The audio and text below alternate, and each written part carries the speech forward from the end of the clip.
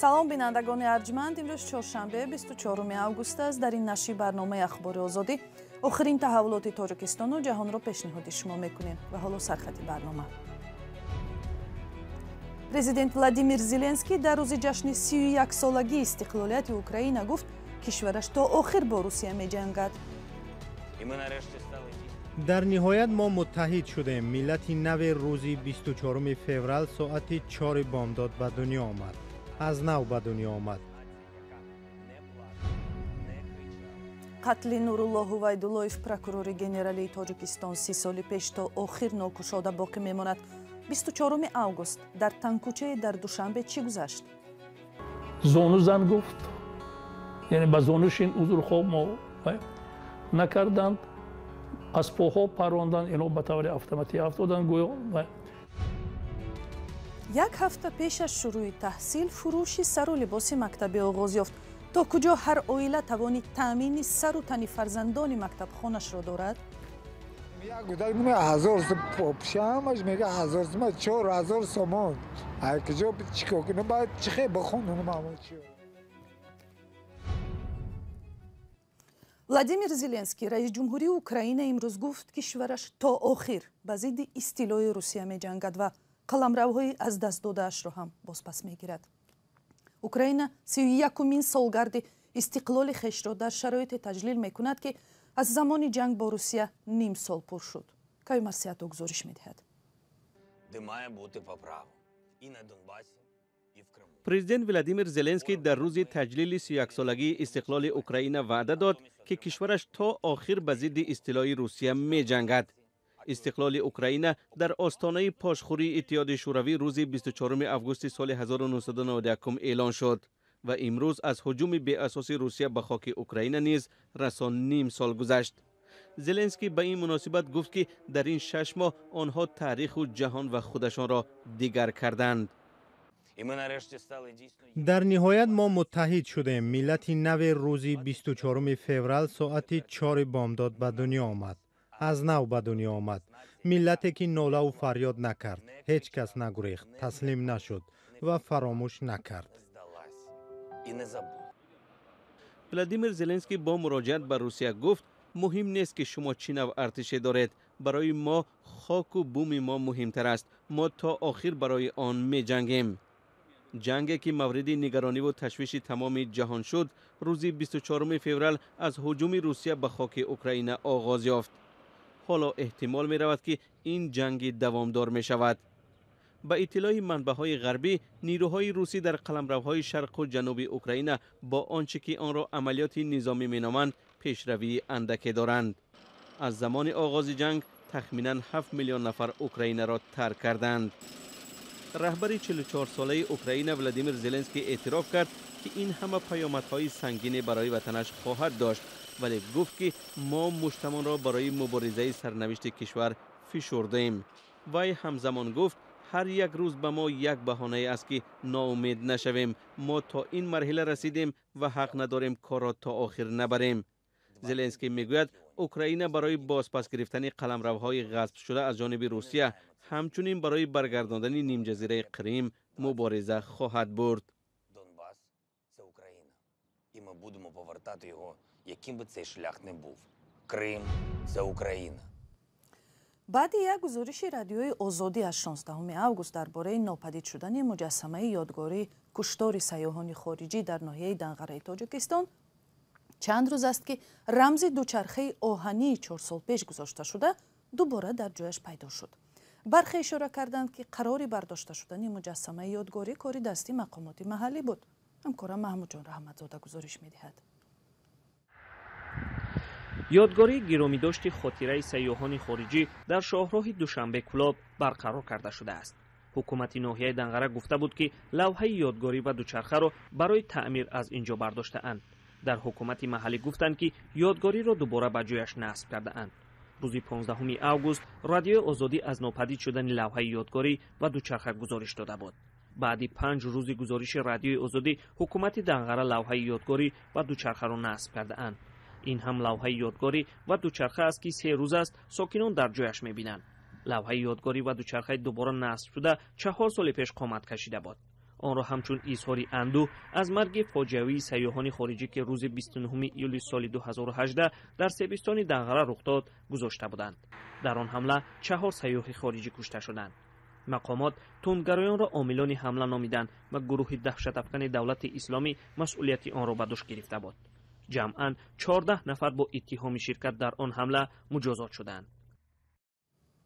در حمله شهروندان امریکا جی اوستین و لاورن آنمونوس، شهروند نیدرلندیا ووکر ویلیام و شهروند شویڅاریا خامیل مارکوس کشته شدند. 2 نفر دیگر شهروندان شویڅاریا دیمنت ماری کلر و پست مکیم ایریس آسیب دیدند.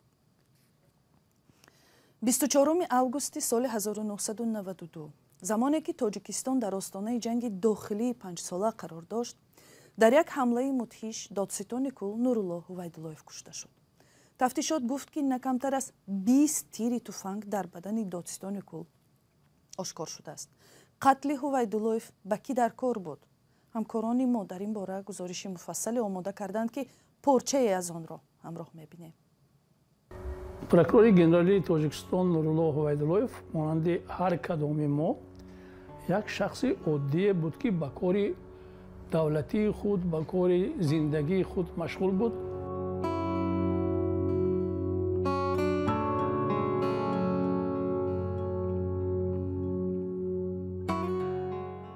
дар сераҳаи кӯчаи ҳозираи Нурулло Ҳувайдуллоев ҳамон тарафе ки баъди он ки кӯчаи прокурори генералӣ ҷудо мешаваду як кӯча ба тарафи биноҳои ҳозираи хонаҳои аҳли ҳукумат меравад, дар ҳамонҷа як боғчаи бачаҳо мавҷуд буд ки занашон дар ҳамонҷа кор мекарданд ва дар мошин чун ҳамроҳашон занашон омада буданд, занашон фуромаданд, инҳо гусекара бозгаштанӣ шуданд ки як жигулӣ омаду истоду роҳа басту баъд зону зан гуфт, яъне ба зонушин узрхоҳ мо накарданд, аз поҳо паронданд, инҳо ба таври автоматӣ афтоданд гӯё, баъд ин кас ба шофёрашона паронданд.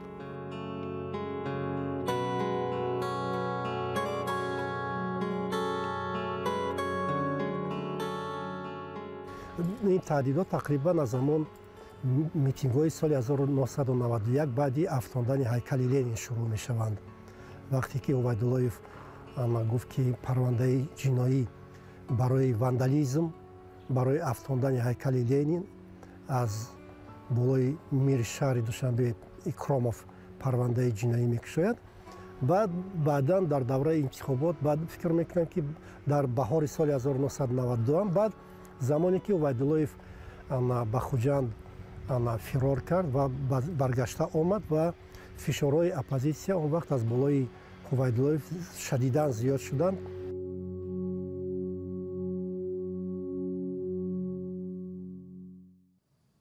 бинандагони азиз, ба зудӣ дар вебсайти радиои озодӣ ва ҳам дар саҳифаи озодӣ видео дар ютуб гузориши вижеи ҳамкорони мо нашр мешавад ки дар он шоҳидон ҷузъиёти воқеаҳои 24 августи соли 1992 дар душанберо нақл мекунанд.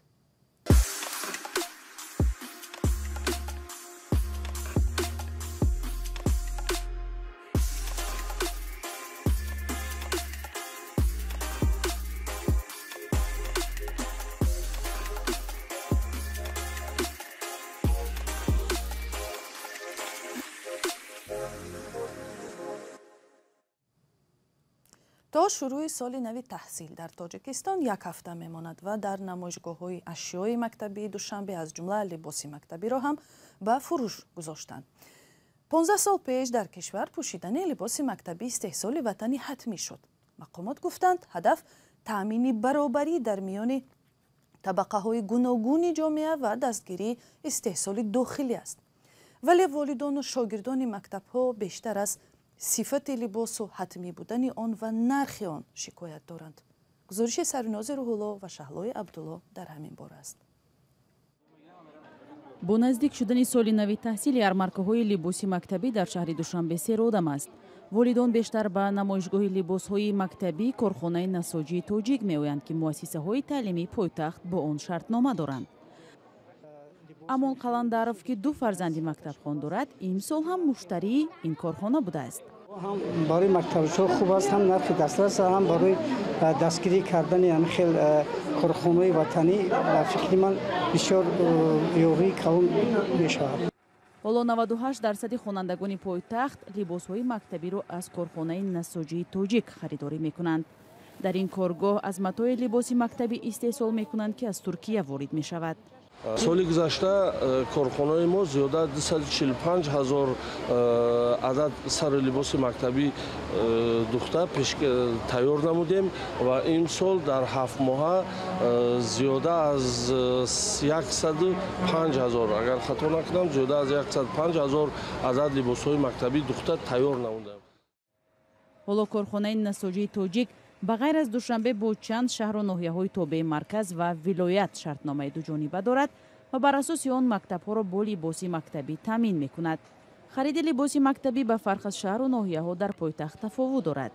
бархе мактабҳои шаҳри душанбе либоси мактабиро аз ширкатҳои хусусӣ ҳам харидорӣ мекунанд.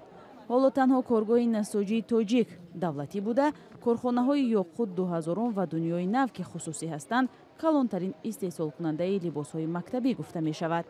ҳоло арзиши як шиму костюм вобаста ба андоза ва сифат аз 150 то 600 сомонӣ аст.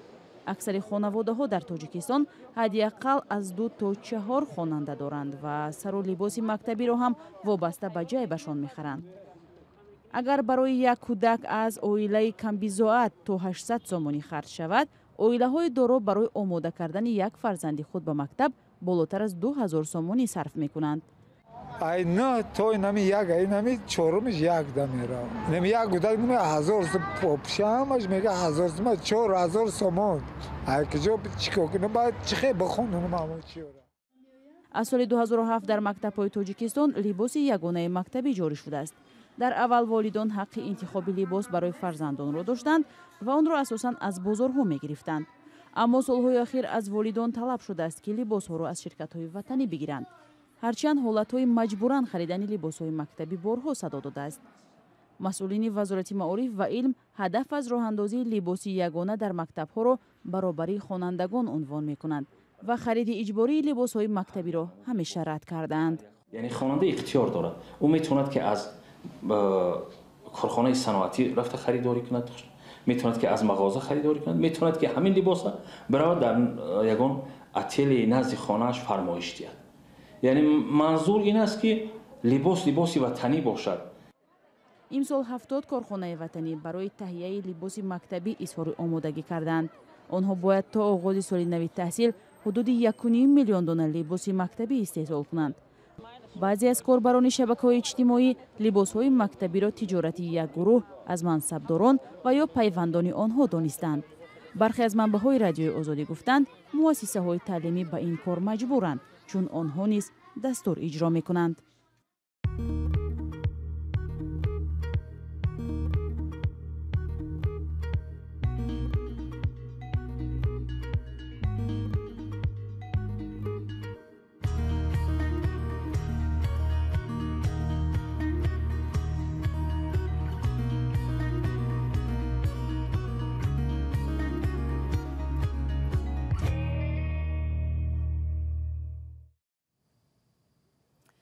هجده روز بعد خودکشی مدهشه در ناحیه رشت جسد مهینه خالاحمد 23 ساله در 10 کیلومتری جای فلاکت در آبهای دریای سارباغ این ناحیه پیدا شد. به قول نزدیکان دیروز بعد یافت شدن جسد جوانزن که به احتمال زیاد از خشونت و بدرفتاری در خانه شوهر قصد جان خود کرد، آن را اول از سنجش طبی و کارشناسی گذرانیده بعداً به پدر و برادرش برای خاک سپاری دادند. بیننده عزیز، برنامه اخبار آزادی به پایان رسید. از آن که تا این لحظه ما را همراهی کردید بسیار سپاسگزاریم. خبر و گزارش و ویدیوهای بیشتر در وبسایت azadi.org و صحیفه ما در فیسبوک و اینستاگرام.